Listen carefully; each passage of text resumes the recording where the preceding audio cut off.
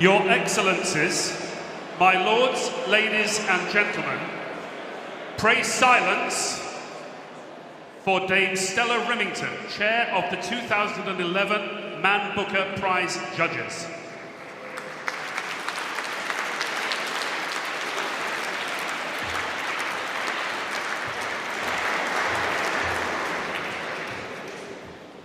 Well, good evening, ladies and gentlemen. Well, I thought that the intelligence world was the place for intrigue, but that was before I met the publishing world.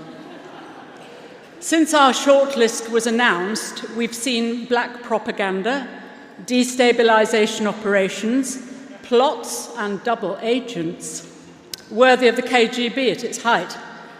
My colleague, Gabby Wood, was asked on The World at One last week whether we felt scarred by all this. And the answer is no, we don't. And I hope that our shortlist authors don't either. Fascinated, bemused, entertained, might be better words to describe our feelings. You might think from the nervous excitement that this year's judges were proposing the banning of books instead of awarding a prize. People are still free to write their books the way they want to, and publishers are free to get them into the shops.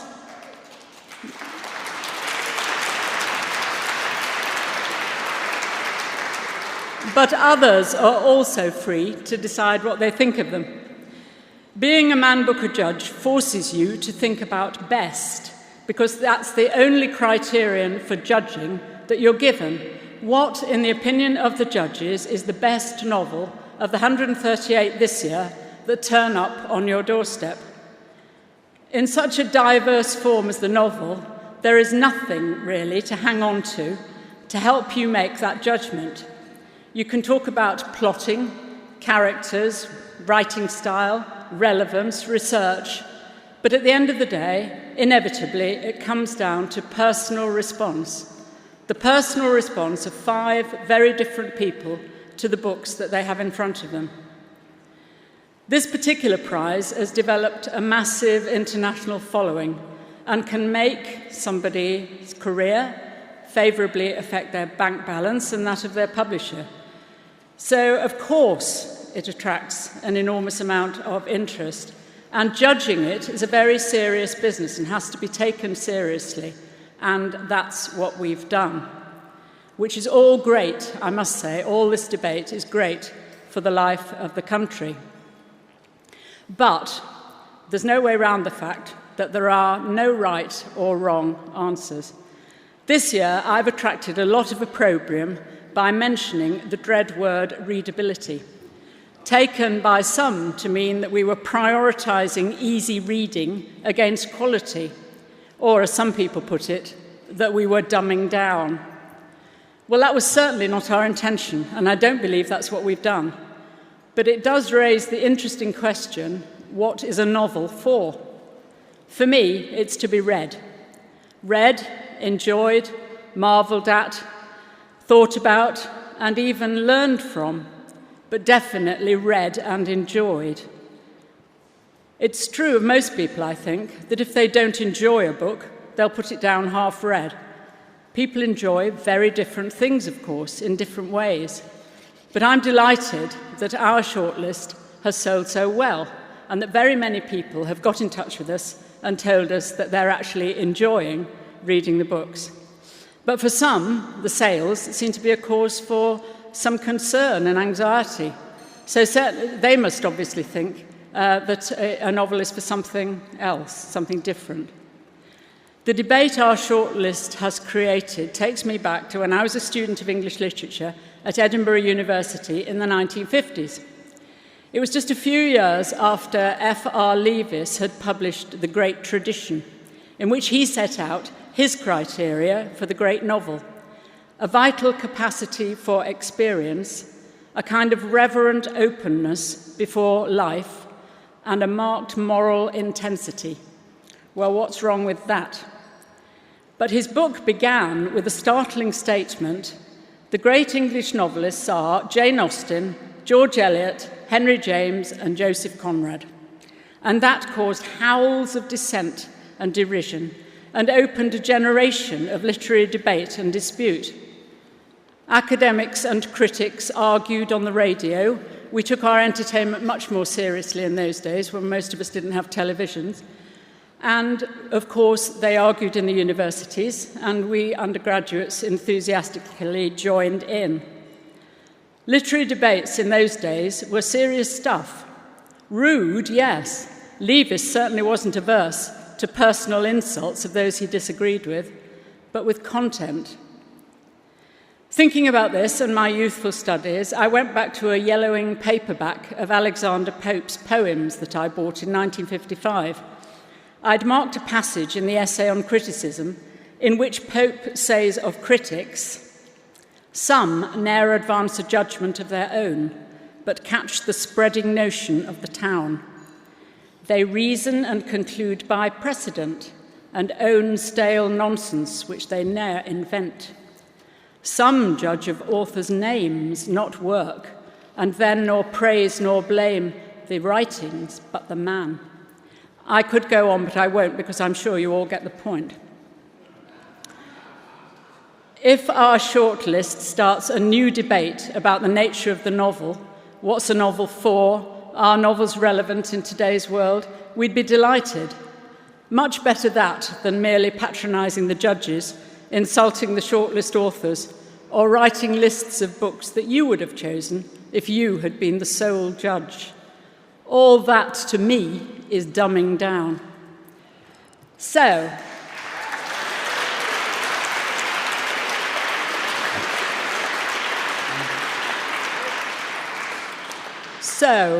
as proposing new prizes seems to be the fashion this year, I have a new prize of my own to suggest. What about a prize for the most original and thought-provoking literary criticism around the Man Booker Prize? Perhaps John Aisbett and his colleagues at Man would like to consider sponsoring that too. Before I make the announcement that everybody is waiting for, I want to thank my fellow judges. Matthew Dancona, author, journalist, editor, and former Fellow of All Souls. Susan Hill, author of many fiction and non-fiction works and winner of a number of prestigious prizes. Chris Mullen, journalist, politician, diarist, and not at all the grey man that he likes to pretend to be. And Gabby Wood, journalist, author, and talented editor of the Telegraph's books pages.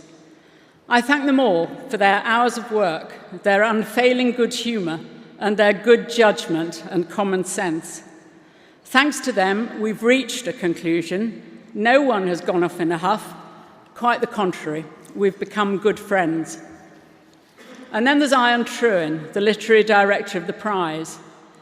If at about this time of the year he sidles up to you and taps you on the shoulder and says, "Psst, do you want to be a judge?" say yes, because though it's hard work and not likely to be reputation enhancing, it is very enjoyable. So thank you, Ian, for your unfailingly good advice when asked and your silence when not. Never by a twitch of those magnificent whiskers did he indicate any opinion of us, of the quality of our debate, or of our choices, but he's a true friend to a chair of judges. Thanks also to the Coleman Gettyites, Dottie Irving and her PR team, who've got us to the right place at the right time.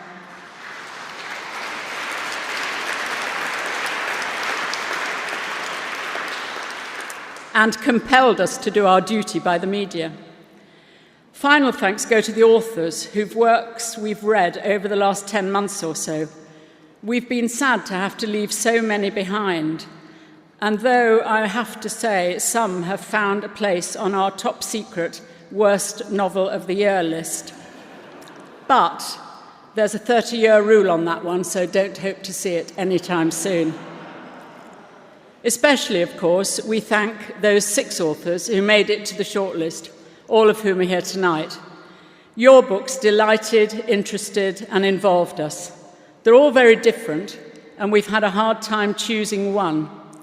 But we have made a choice, and it is my pleasure to announce that the winner of the 2011 Man Booker Prize is Julian Barnes for The Sense of an Ending.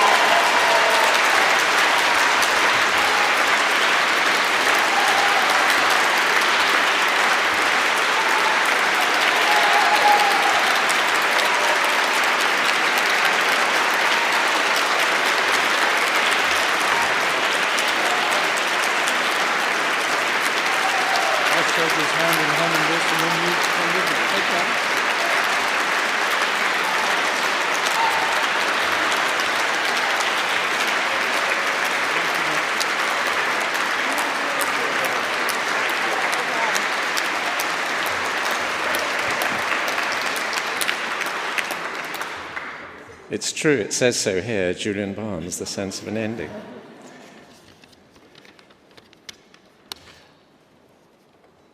Borges, when asked, as he continually was, why he'd never won the Nobel Prize, always used to reply that in Sweden there was a small cottage industry solely devoted to not giving Borges the Nobel Prize. And at times over the last years, in occasional moments of mild paranoia, I've wondered whether there wasn't perhaps some similar sister organization operating over here. So I am as much relieved as I am delighted to receive the 2011 Booker Prize. I'd like to thank the judges, whom I won't hear a word against, for their wisdom, and the sponsors for their check. And I'd particularly like to thank those sitting at table 2 tonight from Cape and Random House on both sides of the Atlantic. I signed my first contract with Jonathan Cape in 1975 for an anthology, a contribution to an anthology of ghost stories, which coincidentally also included the first fictional appearance of that great English writer, novelist, and also Booker winner, Penelope Fitzgerald. And since that time, my publishers have given me the finest practical and moral support. My editor, Dan Franklin, at Cape, Rachel Keneally at Vintage, Sonny Mehta, first at Picador, now at Knopf in America, and my paymaster, Gail Rebuck. Also, I'd like to thank my agent, Sarah Ballard of United Agents. Those of you who've seen my book, whatever you may think of its contents, will probably agree that it is a beautiful object. And if the physical book, as we've come to call it, is to resist the challenge of the e-book, it has to look like something worth buying and worth keeping. So my final expression of gratitude is to the best book designer in town, Suzanne Dean. Thank you very much.